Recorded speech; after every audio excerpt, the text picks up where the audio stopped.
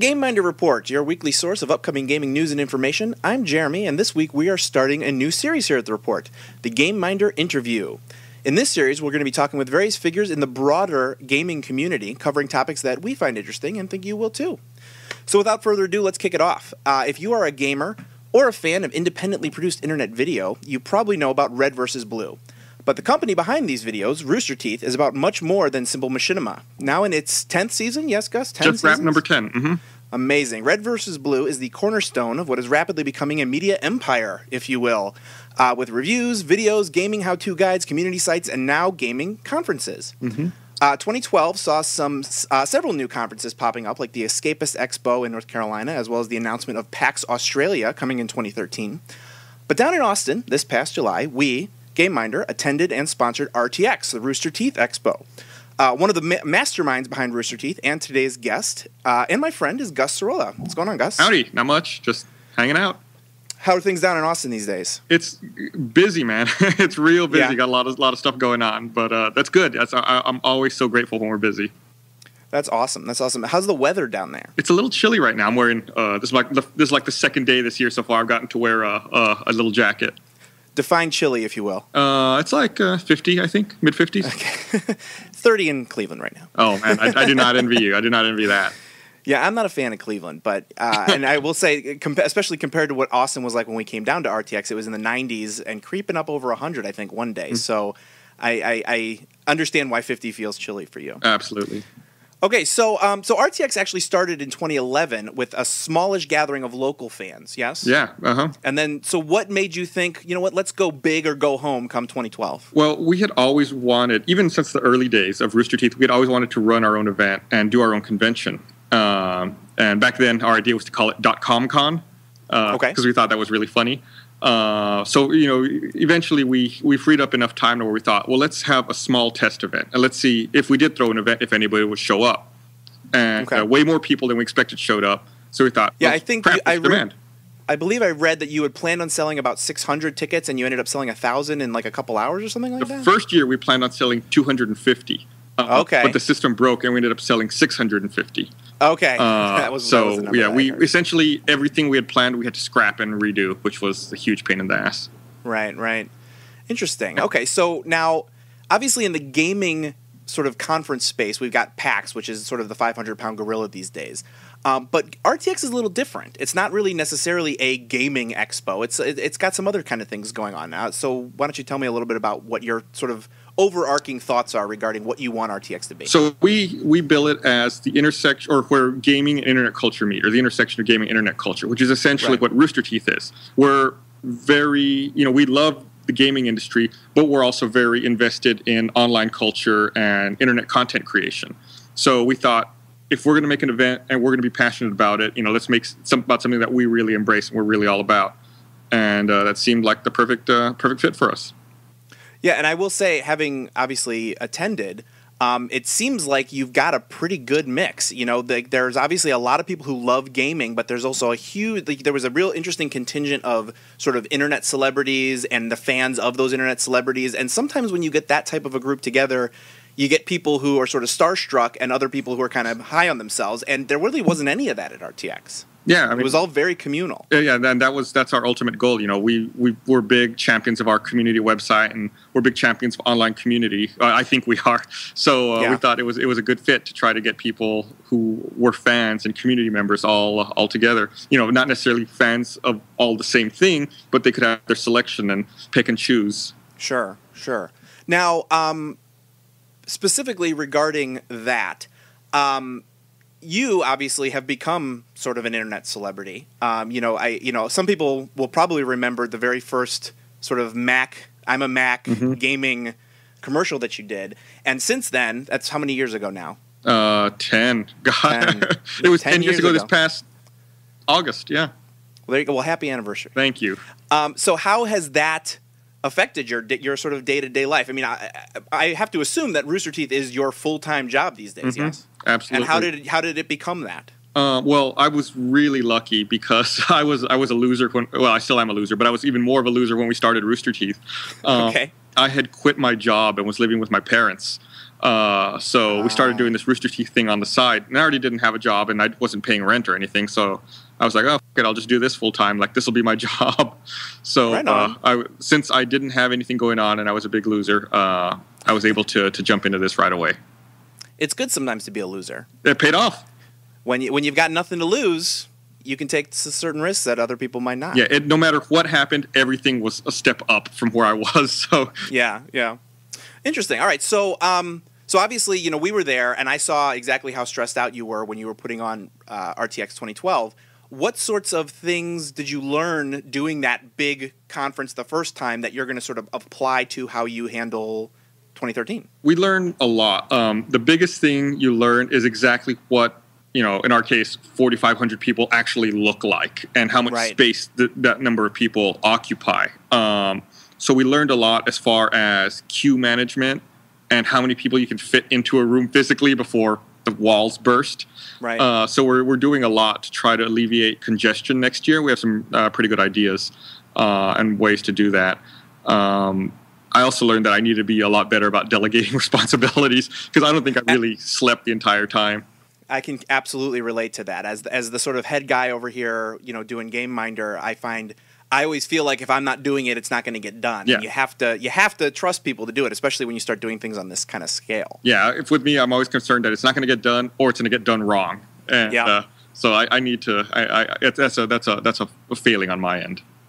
So speaking of queues and moving people through lines and stuff like that, did 343 share with you anything regarding like how many rounds of Halo 4 were played at RTX or how many people actually moved through? That's a good question. I never even asked that. I have no idea. They had a constant line. I don't know. I'm sure. Oh yeah, no, I know. We saw that line from our booth. It was, and people were rushing in. That was obviously the first thing people wanted to see. Mm-hmm. And actually, that was, I assume, a pretty good get for you guys. I mean, obviously, even from the days of when it was still under Bungie, you had a pretty close relationship with Bungie. I know that they were fans of Red vs. Blue. You even got to have a couple of your characters in one of the games, I believe, right? Yeah, sort of in like an Easter egg in the side. Mm-hmm. I assume that's continuing with 343. Absolutely. There's a little spoiler for Halo 4 in Spartan Ops in the first episode of Spartan Ops, there's an Easter egg that involves Caboose. And there's another Easter egg in episode 2, which just came out this week, which I don't think has been discovered yet, so I don't want to spill the beans on that one. Interesting. See, I've played through all 5 of the first episode of Spartan Ops, and I did not see it. I'll have to look for it. If you look up I'm gonna promote one of our other sites here. If you go to Achievement Hunter and look up the walkthrough guide for the Roses and Violets achievement, there's a walkthrough that shows you how to unlock the episode Easter egg. Awesome. Yeah, I'll have to do that because I've been playing, obviously. Well, we'll get to Halo 4 in a minute. So I guess my main question about this was how... Now, did Bungie reach out to you when they saw what you were doing? Did you reach out to them? Did Microsoft reach out to you? And how do you sort of cultivate that sort of relationship? Because obviously getting Halo 4 in front of the RTX community was huge, both for you and for them. I mean, being able to give these dedicated fans the ability to play the game before anyone else must have been a really big deal. Yeah, absolutely. I mean, I cannot like emphasize how huge of a deal that was. It was massive for us. I want to say that was the first time Halo 4 was playable to the public, not counting E3, which is a press event. Yeah, it's a press event, right? But yeah, I mean, when we first started, back in 2003, we just started doing this for fun, making videos and putting them on the internet. And I remember I was watching our statistics for our website. You could see, the IP addresses and who was hitting our site. And we weren't getting very many hits at the time, so you could just sit there and watch it, and it would slowly count up. And I remember I saw a hit from Microsoft.com. I was like, oh, that's weird. Then I saw like 2 or 3 hits in a row from Microsoft.com. Then I saw like a huge page of hits from Microsoft.com, and I thought, well, they found us. Yeah, there it is. And somebody found the link and is passing around the office. Yeah, it's exactly what I figured happened. And the next day we got an email from Bungie saying that they liked what we were doing and they wanted to help us make sure we did it right. We continued to do it. So they were super receptive. They got a great sense of community. So they helped us navigate that process. And, now they've moved on. They're no longer involved with the Halo games, but we're still huge Bungie fans. But, luckily we have such a great relationship with Microsoft that, that carried over with 343. And the handoff's been great, and they're still awesome to work with, and super, super supportive of the community, as was shown by the fact they came down to our event. Well, and I know I just saw this week that there was a little bit of friendly back and forth between the Bungie and 343 people on Twitter.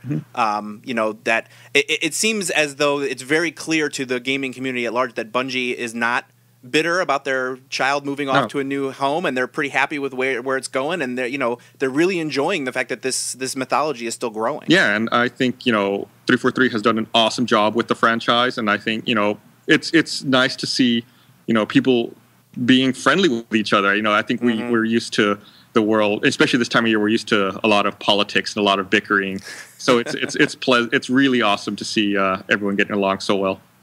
Yeah, definitely. So speaking of politics, and I don't want to say I'm not going where you may think I'm going with this, but the U.S. obviously had something big. But you just told me you're actually going to be out of the U.S. next week. Yeah, is that accurate? Where are you going, and what's that all about? I'll be attending Minecon, which is the Minecraft convention, and they're holding it this year in Paris. So I'll be taking off next week for that. Have you been to Paris before?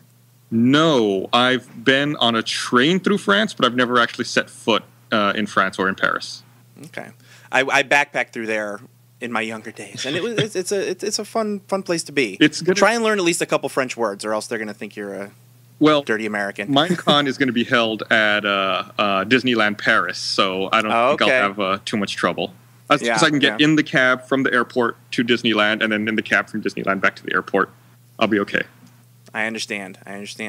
All right. So, anything that you'd like to reveal about RTX 2013? Now, obviously, if not, I completely understand. But I don't know if there's anything in the works that you're sort of thinking, maybe it might be a good time to start getting people interested. It's going to be a 3-day event this year instead of 2. It's going to be July 5th, 6th, and 7th. I will, for the first time, say here that we are shooting to do ticket sales January 5th. Off the top of my head. Awesome. I may be a day or two off, but I want to say it's January 5th is the day we're shooting to do ticket sales for the public. So excellent. We have not announced that yet. You get first dibs at that one. Scoop here at the GameMinder Report. RTX tickets hopefully on sale first week of January. I'll go into my radio announcer voice for a minute. That's right, folks. RTX tickets are going to be going on sale. Get your tickets now. All right, excellent. Well, that's terrific. I know I had such a great time at the show last year, and I can't wait to see it this year. Do you think you're aiming to get any bigger? We're hoping to double in attendee size. So I mean that's the goal. We've moved to a bigger space in the convention center to accommodate, like I talked about, some crowding issues. So I'm hoping we can overcrowd the bigger side of the convention center. Well, and I will say that Austin Convention Center, I mean, if you need room to grow, it clearly had it. I mean, that place was enormous. Well, luckily, Austin already houses South by Southwest. It's a huge music, film, and something I'm forgetting, music, film, interactive festival that already gets, it's huge. So we have the infrastructure here to support the event as it grows. Definitely.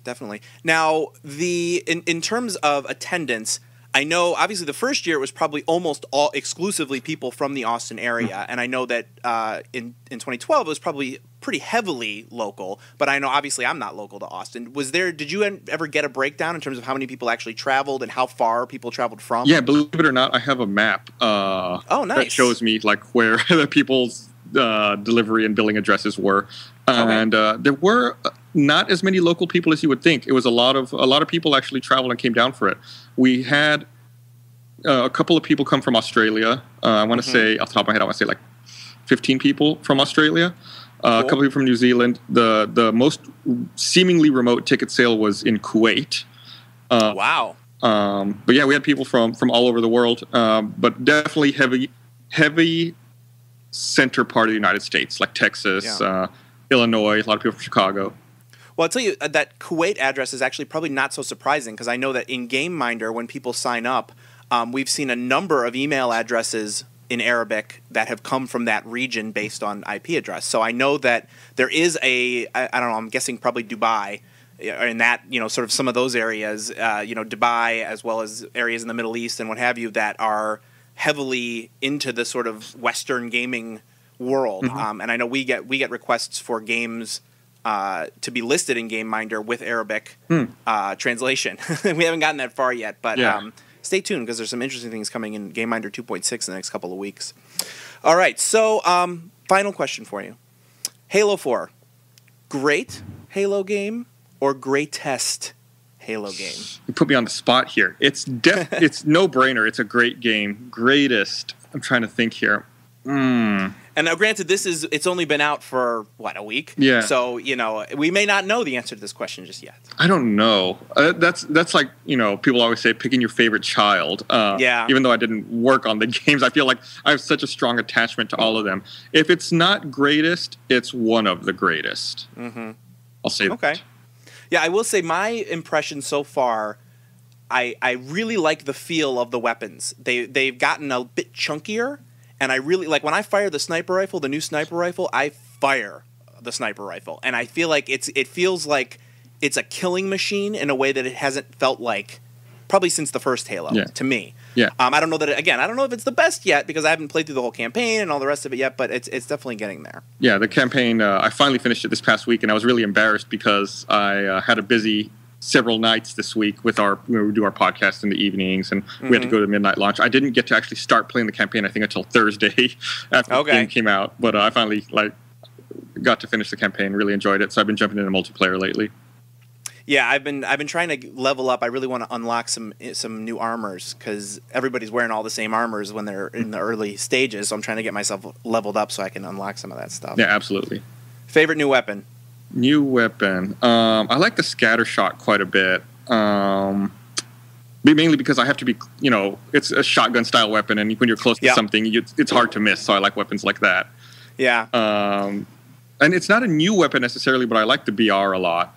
The BR being really back in full force, I think, is good because, the DMR is good, but I like that being able to sort of spray a little bit with those 3 bullets. Yeah, I always feel like you aim for the torso, then the recoil takes you up to the head. Yeah. Good insight. But yeah, that's the first weapon I unlocked in multiplayer as soon as I had some points to spend. Awesome. All right. Well, I want to say a special thanks to Gus Sorola, who here from Rooster Teeth, talking to us here at the GameMinder Report. We were talking a bit about RTX. So, Gus, will you just tell me for more information on RTX 2013 and Rooster Teeth in general, where should people go? So for Rooster Teeth, you can visit roosterteeth.com.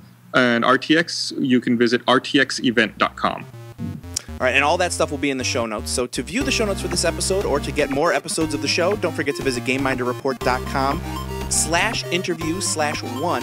And to see when all the newest games are listed, you can follow GameMinder on Twitter or visit Facebook.com/GameMinder. To track all your favorite upcoming games, visit GameMinder.com or download the app for iOS or Android. And finally, I just want to say thanks to our guest today, Gus Sorola of Rooster Teeth. Thanks, Gus. Thank you for having me. I appreciate it. I'm Jeremy, signing off for the GameMinder Report, reminding you, don't forget to play.